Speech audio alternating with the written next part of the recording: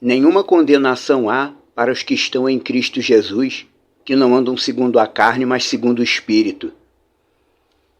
É isso que nós lemos nas Bíblias brasileiras, Romanos 8, versículo 1. Mas na tradução literal do texto original aramaico, Romanos 8:1 diz: por isso não há condenação para quem não anda na carne, em Yeshua Meshirra. Condenação ou julgamento, porque a palavra Hayabuta significa condenação e também significa julgamento. Tanto pode ser interpretado: não há condenação para quem não anda na carne, como também pode ser: não há julgamento para quem não anda na carne, em Yeshua Meshirra. Para entender isso melhor, a gente tem que pegar o texto a partir do texto anterior, capítulo 7. Em Romanos 7:25, Paulo diz, segundo o texto aramaico: na minha mente eu sou escravo da lei de Allah, mas na minha carne há um escravo da lei do pecado. E aí, no verso seguinte, ele conclui dizendo: por isso não há condenação ou não há julgamento para aqueles que não andam na carne, em Yeshua Meshirra.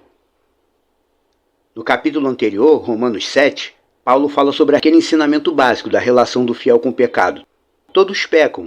Não existe um humano que não peca nunca. Porém, quem está com Yeshua, quem anda em Yeshua Meshirra, debaixo do pacto novo, e entende essa questão, sabe que o verdadeiro fiel não trata o pecado como coisa normal, como coisa da vida. Como tem gente que diz: eu não vou ficar pensando em questão de pecar não, porque pecar faz parte da vida. Quem pensa assim não entendeu nada do que Yeshua fez até hoje. Resumindo, o ensinamento de Romanos 7 é basicamente assim: eu sou de Deus e ao mesmo tempo eu sou humano. Todo humano peca, porque não existe humano que não peca nunca. E por mais que eu tenha prazer nas coisas de Deus, eu não vou conseguir deixar de pecar totalmente aqui no mundo material. Mas o que se espera de mim enquanto fiel, enquanto servo de Allah, Deus eterno, é que eu não sinta orgulho nem satisfação do pecado que eu pratico. Pelo contrário, o que o Deus vivo espera de mim é que, quando eu pecar, pelo menos eu me sinta incomodado diante de Deus e lamente essa condição comigo mesmo. E use essa minha insatisfação com o pecado para entrar em oração e me dirigir a Ele e confessar o que eu fiz. E diante dele, do Deus eterno, eu conto para Ele o que eu fiz. Eu pequei, eu fiz isso, isso, isso. Porque assim eu estou tirando o pecado da condição de coisa oculta. Enquanto eu não confesso o meu pecado, para Deus ele é como uma coisa oculta, como algo que está escondido. E todo pecado oculto atrai uma punição espiritual, mais cedo ou mais tarde. Mas assim que eu confesso o pecado a Ele, tecnicamente falando, Yeshua me limpa espiritualmente e me lembra que Ele já levou esse pecado para a morte. Inclusive já falei um pouco sobre isso em algumas explanações anteriores. E assim, como diz Romanos 8:1, no original aramaico, conforme eu já citei, não há condenação ou não há julgamento para aqueles que não andam na carne. Do jeito que a tradução bíblica atual foi colocada, não há nenhuma condenação para aqueles que estão em Cristo Jesus. O que a pessoa interpreta como estar em Cristo Jesus? Eu acredito que ele existe, então não tem mais condenação para mim. Não. Conforme diz o texto original, não há condenação ou julgamento para quem não anda na carne. Para aquele que não anda na carne, em Yeshua HaMashiach. Se eu sigo o procedimento que ele estabeleceu para mim, para minha limpeza espiritual, então está evidente que eu não ando segundo a carne. E como diz o texto, não há condenação para quem não anda na carne. A tradução mal feita, mal colocada do texto de Romanos atrapalha o entendimento. Não há condenação espiritual e nem julgamento da parte de Deus para mim, porque eu me comporto como um homem espiritual. O que me garante a ausência de condenação e de julgamento não é o fato de apenas eu acreditar que existe um Salvador. Porque quando você fala, não há condenação para quem está em Cristo Jesus, a ideia que passa é que basta acreditar.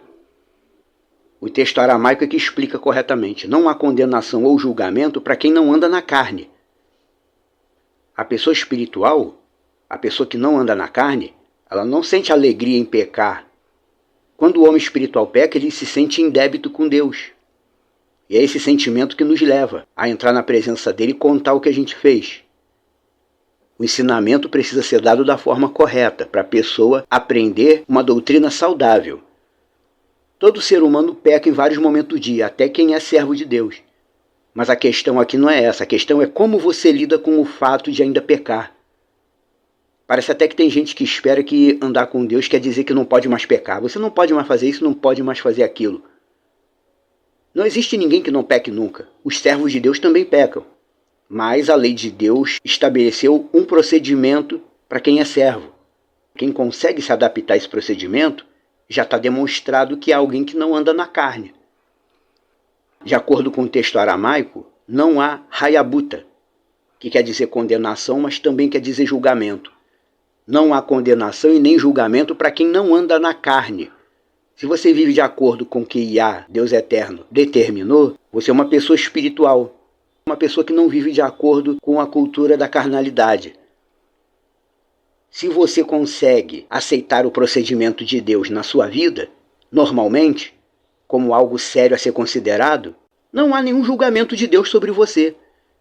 Então somente o que vai acontecer na hora que você praticar algum pecado é: você vai sentir o desconforto e o lamento por ter pecado diante de Deus, e na próxima vez que você orar, você vai contar para Deus: eu fiz isso. Porque é assim que funciona, de acordo com a lei do Pacto Novo. Tem gente que quando peca, passa a se sentir sujo e indigno de andar com Deus. Eu mesmo conheci um cara que ele falou: eu saí da igreja. Saiu da igreja por quê? Porque eu sou indigno de andar com Deus. Ele praticou um pecado e se achou sujo e indigno de andar com Deus e largou a igreja.